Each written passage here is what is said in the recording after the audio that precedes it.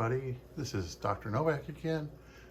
In this video, I wanted to show you about the lid, or the screen lid that I made to put on top of the aquarium.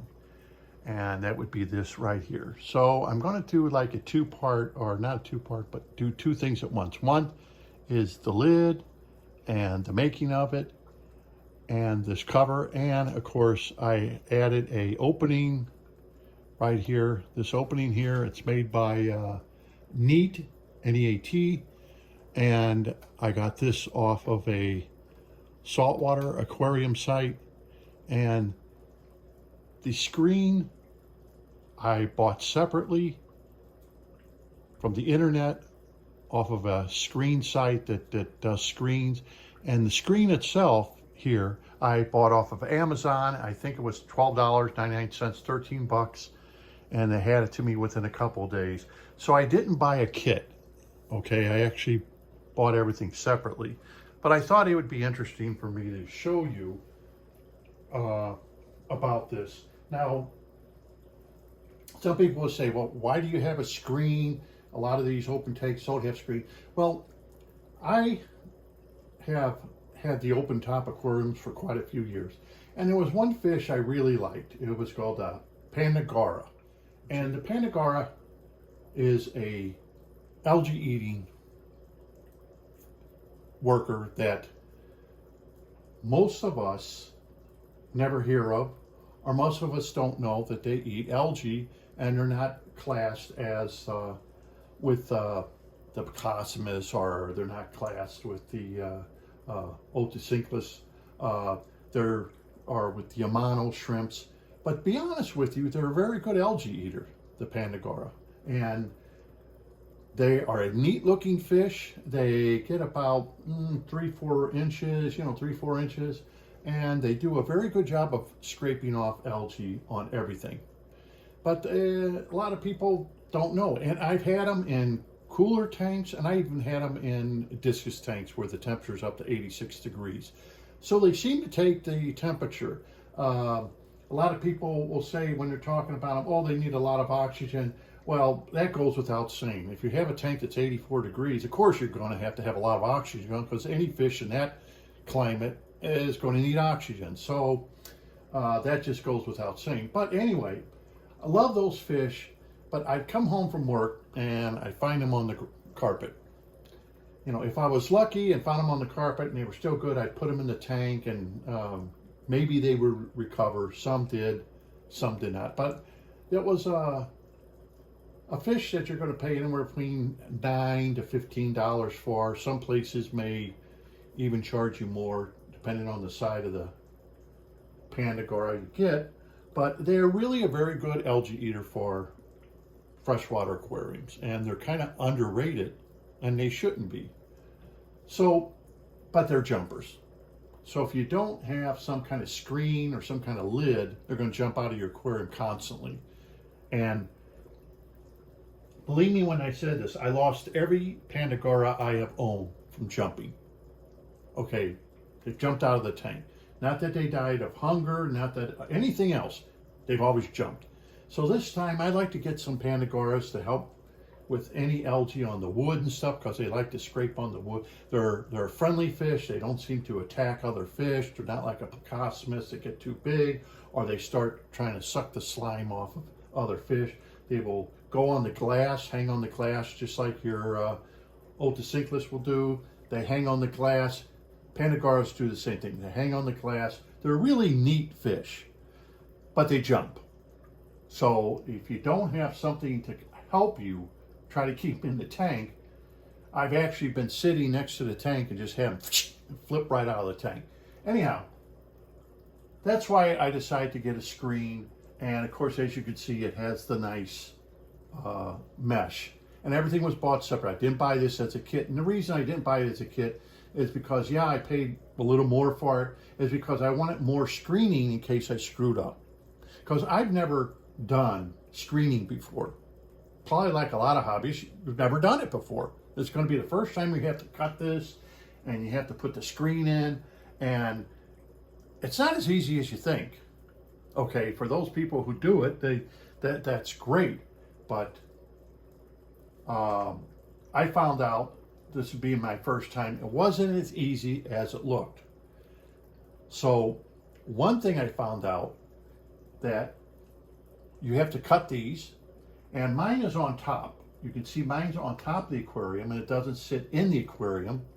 And the reason I put it on top, well, as you can see, it cosmetically doesn't look bad.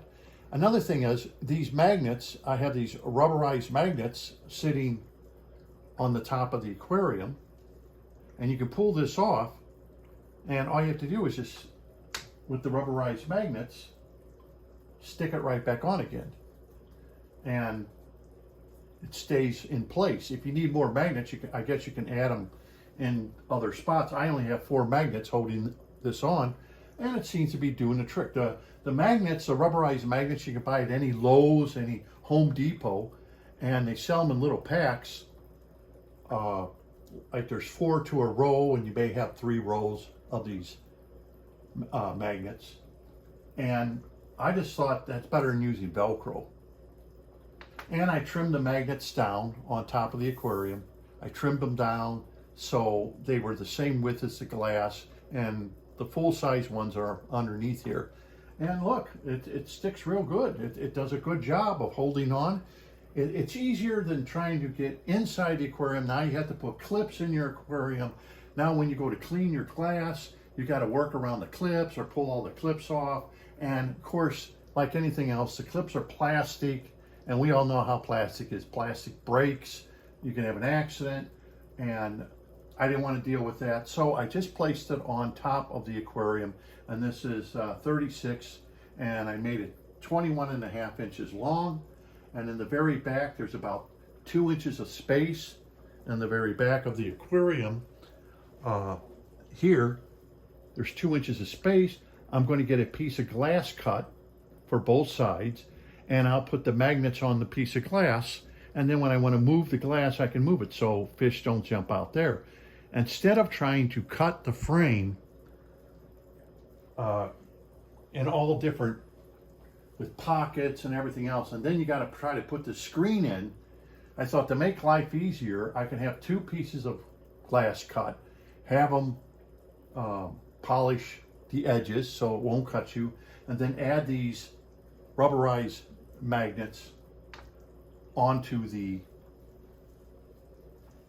pieces of glass, and so you can take them on or off the pieces of glass very easily. And you can get the glass tinted, and I'll measure what I need, and I'll do it that way. I figured that's the easiest way to do it. Won't cost me much for the glass and to put the magnets on and put them in the back here. That way I'll stop any splashing, and I don't have to worry about where the weir is, because no fish are going to jump out through the, nah, they could, but I'm not going to worry about that. If they're on a suicide mission, they'll find a crack or hole to go through. But okay, so in making this, you need 2 people. I tried it by myself, it just wasn't working. I tried it with clamps and everything else. Here's one thing, you know, I watched all the videos on this, right? We all watch the videos, and they make it sound, oh, it's so simple. Zip, zop, and they're done with the whole thing.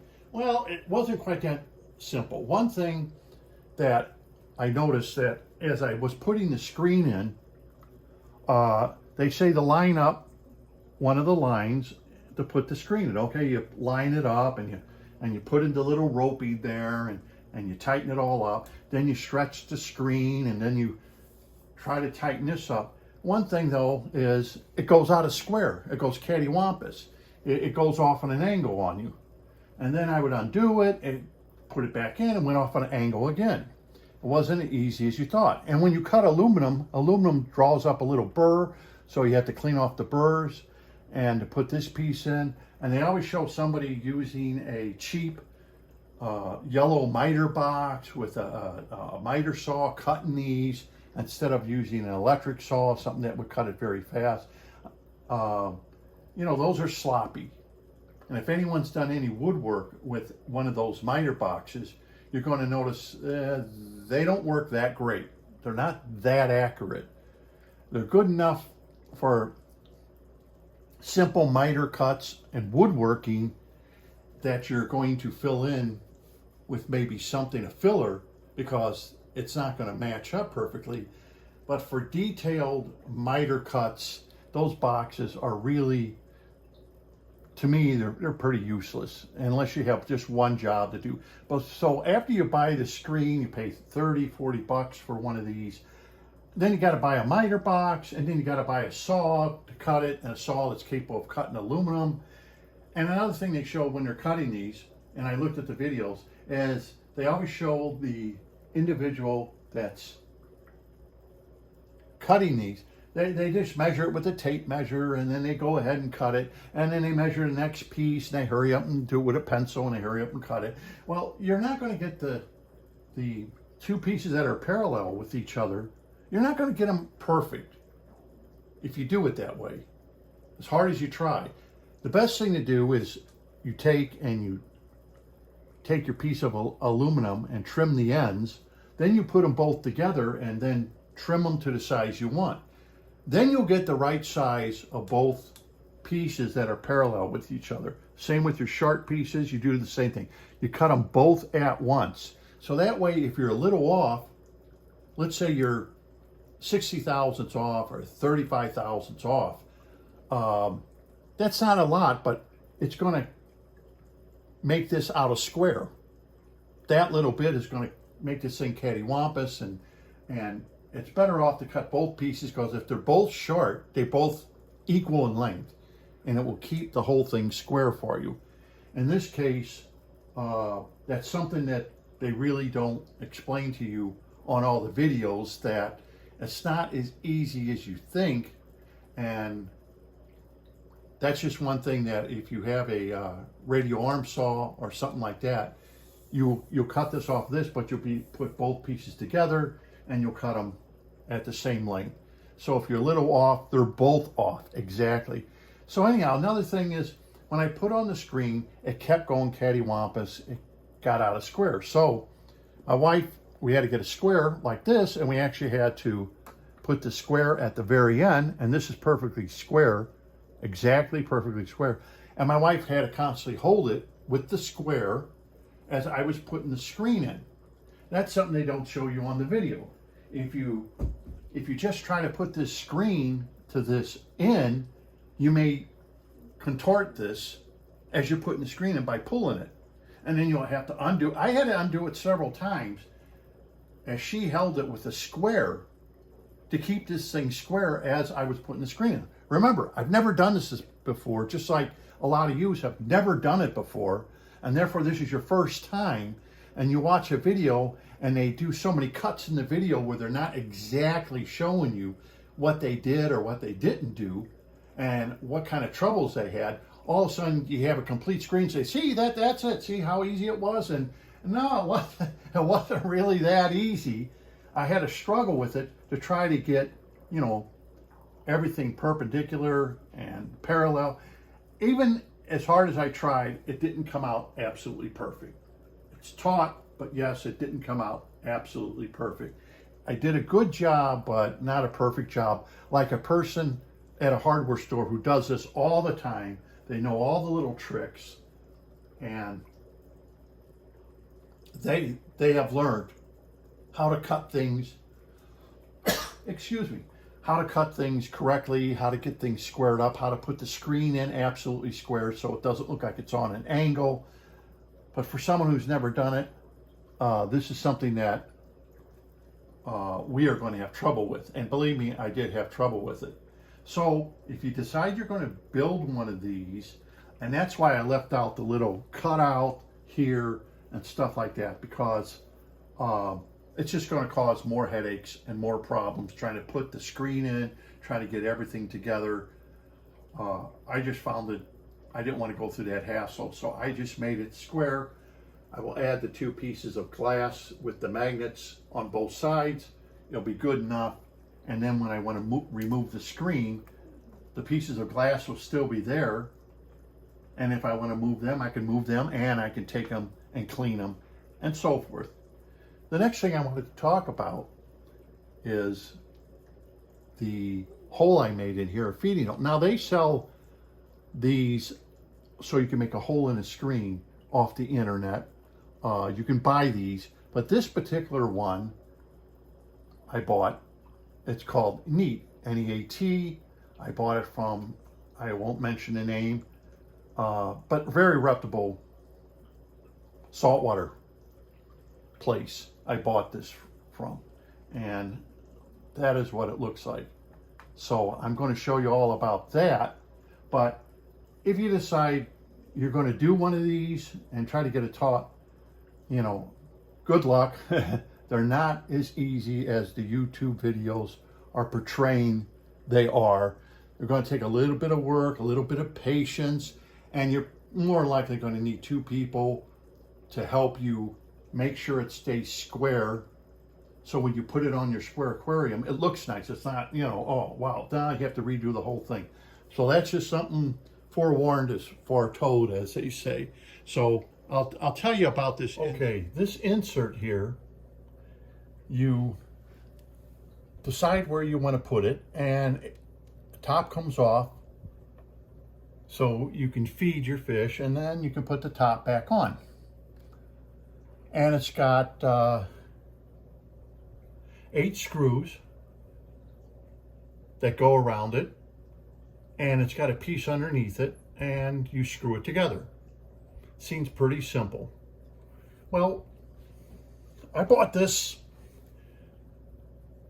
from a reputable aquatic place that sells a lot of saltwater stuff. And when I got it, and I'm looking at this, it's a 3D print from the 3D machines. It's not a mold that someone built a mold and then they inject it. It's been 3D printed, which to me is garbage. I don't care what anybody says, but me being an engineer, this kind of stuff, asking great prices for stuff like this, 3D printed, is not the same as someone going out and they make a mold maker makes it, and they make a nice finish, and the finishes are real nice and everything looks nice, not all these lines in it. Because I'll tell you why. First of all, when you look at this, and I think to myself when I look at this, and it's called Neat, and I hope the people of this company are watching this. I'm an engineer. I did AutoCAD, I did programming, all that stuff, and this is, you know, this is Kmart bullshit. This is crap. If an apprentice were to do this, I tell him, you know what, take it back, redraw it, and rethink what you're doing. This is garbage. This is something that should have been rejected. Now, a lot of people say, well, this is quality control. No, quality control is when you have a little something wrong with it and it passed. This has a lot of things wrong with it. And when you don't care and you're selling something like this to a customer and expecting big bucks for it because you invested into a 3D plastic printing machine and ripping people off, that's crap to me. First of all, an engineer, you can see where in these slits here, you can see where the plastic actually didn't fuse together and it's got a little crack. And that looks like garbage, okay? Next thing is, the person who designed this put these little, whatever, these are supposed to, so you can pull this thing off, right? It looks like garbage. Come on, I would have put a brace here and here and then had a thing sticking up so all you had to do is grab it from the center and pull it up. That would have been neat. No, they did this with these little holes and loops in here. It's like, why? You know, I used to teach, and I would be telling my students, why are you making it like this? This looks like crap. It looks like garbage. Just put a brace here. Who cares if all this mesh, you know, if you have a thicker brace here and here to reinforce this, and you put a handle here so you can just pick it up from the center and pull it up. Now, you put this in the center here, and you got to grab it this way instead of just grabbing it from the center. Okay? Did they do it because they wanted to save on plastic? Okay. I don't know. Maybe I'm wrong. Maybe they did it to save on plastic. Then they put these little notches in here. Why? Why? To save on plastic? Once again? So I look at this, and it's not bad, but it's not what we are used to as consumers to buy something like this. Now we get to this. The engineer designed it, and they put these arcs in here. And I'm thinking, why didn't they just make it round? Was this to save on plastic once again? Why didn't you just make this a round and then put your bolt hole circle of 8? But it gets worse. Besides, the quality is so terrible on this, and this is called a neat. So when we take this and we turn it around, which I will do for you, so you can see the back side, this is where the real Kmart crap comes in. The back of this, they give you 8 screws and 8 nuts. The trouble is they give you a countersink that's the shape of the nut. Okay, that's good. They give you plastic screws. Okay, that's okay. And this back piece here has the countersinks, counter bores, and they're the shape of the nut. There's only one problem. The counter bores are like 15,000 smaller than the nut heads. So you can't put them in. So when you go to tighten this up, the nuts don't go into the countersink, the counter bore. They get crooked. They stay on top. I'm thinking, what kind of garbage is this? First of all, if you're going to make things from a mold, the guy who designs it, he has to compensate for shrinkage. If anyone's ever made a mold, you got to compensate for the shrinkage of the plastic. Well, they didn't. But then the person that made this, you think they would have a standard. So they would put it in there and make sure that their machine is actually making the counter bores the correct size for the nut. And you have to make sure there's clearance for the nut radiuses, and the radius that you're going to make has to be tighter than the radius on the nut, okay, in order for the nut to fit. But they didn't do that. No one checked this out to make sure that the nuts went in here. The nuts were too big, or they made the counter bores too small. Nobody checked it. Every single hole was wrong where the nuts went. Now, if they would have just left it flat, that would have been fine. Then wasting time doing the counter bores. And that way you could have just made a hole where the screws are, and then you would have given it to an employee, all these backs, and they could have tapped it with a self-tapper. Take a minute or two to tap these, and a tap is going to last you 100,000 parts because that's high chrome, high carbon. And even if it's plastic, you can get taps that are what they call plus 5,000 taps, meaning that they will oversize the screw hole a little bit by 5,000. So they're called plus 5,000 taps. Anyone who's in the trade would know that, but that's something that you probably wouldn't know if you went to a Lowe's or something buying a tap. But, so you would have an employee just tap them.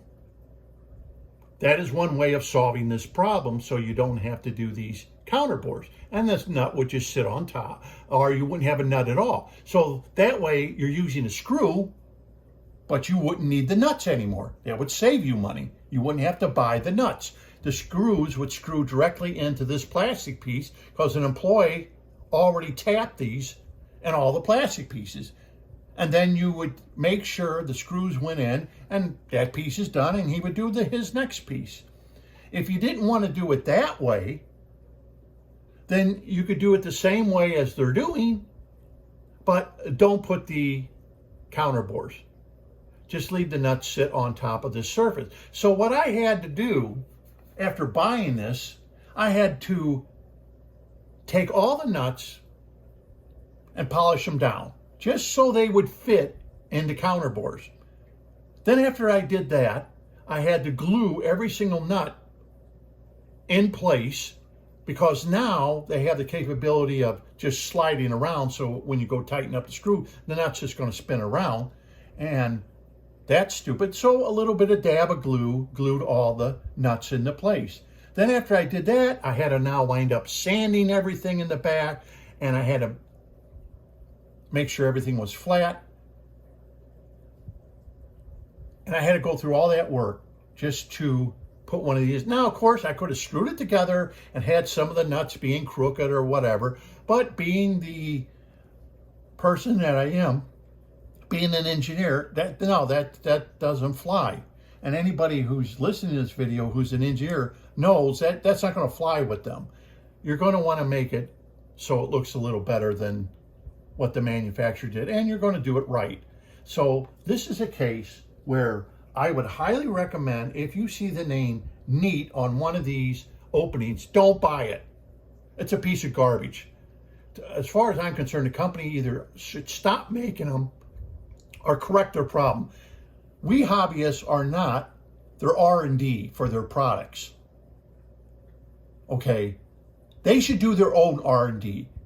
I should not be making a video like this and telling you what a piece of garbage this Neat feeder hole insert and everything is. I should not be doing that. They should have an R&D department to do this. They should have an engineer that knows how to make this. Why would you do these little marks in here to compromise the rigidity of this part? Why not just make it round? Why are you doing it? Are you going to save a little bit of plastic? That little plastic is going to make the biggest difference. And all you're doing is compromising this by making it thin. Now, they did do some right things. They did put a groove in here, and they've made a male and female part, almost like if you're using a rubber washer and you would make a female and the washer would fit in there, two female parts, and the rubber gasket or washer would be in the center. Well, they did do that to kind of hold the screen. All right, that was one thing they did wrong. But this should have been rejected right off the bat and sent back to your AutoCAD or to your programmer. And there's different kinds of programs, whether you're, like eSprint and stuff like that, you could be using to do a program for this. And the programmer should have adjusted this. The lid having these like this is stupid. You should have put it in the center so people just pick it up. Than this stuff. This is garbage. This is something an apprentice would do. This isn't something an engineer would do. I don't know who they got working for them, who designed this, but if I saw this in my classroom or something, I would say, no, think about what you're doing. This is first time apprentice drawing up something. This is garbage. This whole ring. I can't believe I've never seen a video on these explaining that this company is making garbage. I don't know where it's made, but if they're watching this, give it back to your designer, or I personally would tell my designer who designed it wrong, I'd shit can him if he was with my company, because you can't have this. You cannot have this, because people are going to complain and bitch or send it back and saying it's a piece of garbage. It doesn't work the way you claim it works. Fix it. But what's happening with this is these people are making these quick and swift companies with these 3D printers, making stuff that you can see it's all 3D printed, and they're trying to make a fast buck because they don't want to pay the price of just having a mold make that could make this whole thing. And all you'd have to do is the company who would make it for you, the mold, they would turn around and just take the flashing off, and boom, you'd have a perfectly smooth piece that lined up and everything else. Now, they're doing it this way, and then they put it out to market without R&Ding the product that they're making. Or when you make these, every so many, you have a standard to make sure the nuts fit in correctly and the screws fit in correctly. So on this Neat feeding ring is what I'll call it. I wouldn't buy it. And I'm going to tell you right now, there's too many flaws in it. And if this was for $5, I wouldn't be complaining. I'd say, hey, it's $5. What the heck, you know, $5, but not for the price they're charging. Okay, no, it's not worth it. I think the people who are selling this, the aquarium facility that's selling this on the internet, they're reputable, they're very good. I would pull all these off the shelf and send them back to the manufacturer and say, no, this is garbage, because it is. And when I see something like this, I'm going to bring it up on my channel. If you want to make something nice, make it nice so the hobbyist feels they got their money's worth. Don't make a piece of garbage so the hobbyist feels like they got ripped off. Period. This is garbage. I did a lot of work on this. No one paid me for my time to fix this so it would fit right. And I can't believe I haven't seen a video on it. Anyhow, here's the magnets on the screen. The screen went in. To end this review, this is a little trickier and harder than you think, trying to get it square. You're not going to get it absolutely perfect. You can do the best you can. I mean, this may look okay, but I can tell it's not quite parallel with the top here. But that's just me, only because being an engineer, things have to be a lot more perfect than what I did it. But it doesn't look bad. The feeding ring, the feeding circle, so you can go through it without constantly taking off the lid, I would say is garbage. I would not buy it, because they're putting this stuff out to the public and they're wanting you to R&D or to fix their product to have it to work correctly as they designed it. See, that's the problem. That'd be like getting in a car and you got to tell Ford or Chevy or Mercedes, hey, you got a problem here. It needs to be fixed, because they didn't R&D their product enough. They didn't care to. They didn't care about their customers. This is a case where this NEAT, if that's the name of the company, that's the name of the product here, needs to recall their products and fix these little rings so the customer is a lot more satisfied than I am. And that's why I did this video, so you can see this and you can make one of these. So if you're not very mechanically inclined, I would recommend that maybe if you do get a kit, see if maybe the local hardware store, you give them the dimensions and maybe they could put it together for you. Pay the price.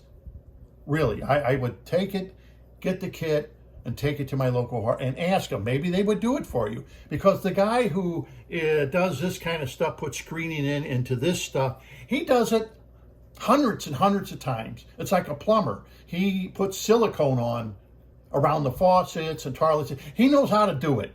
He's done it thousands of times, you know what I mean? You do it and you got a big mess, you got paper towel and the silicone's dry, but they do it so much that they know how to do it. They know what all the tricks are. They know what they have to do to keep the screen perfectly square. And really, my wife and I, we struggled trying to keep this thing square as I put the screen in. It wasn't as, and this is something I never saw in any other videos about trying to keep this screen square, using it square, and my wife was pushing it square, and then she'd say, oh, it's out of square again, and I had to remove everything and try it again. Oh, it's out of square again. And I was like, man, why does this thing keep going out of square? So it is a little bit of pain in the butt, which no one talks about, but I'm just going to tell you the truth. It is. If you're not mechanically inclined, or you're one of those people, men or women, that aren't very good with something, or can't get two people to kind of help you put this together and try to keep it square, I would suggest don't even tackle it. If you are the kind of person who likes a challenge, okay, then do it, because it does work.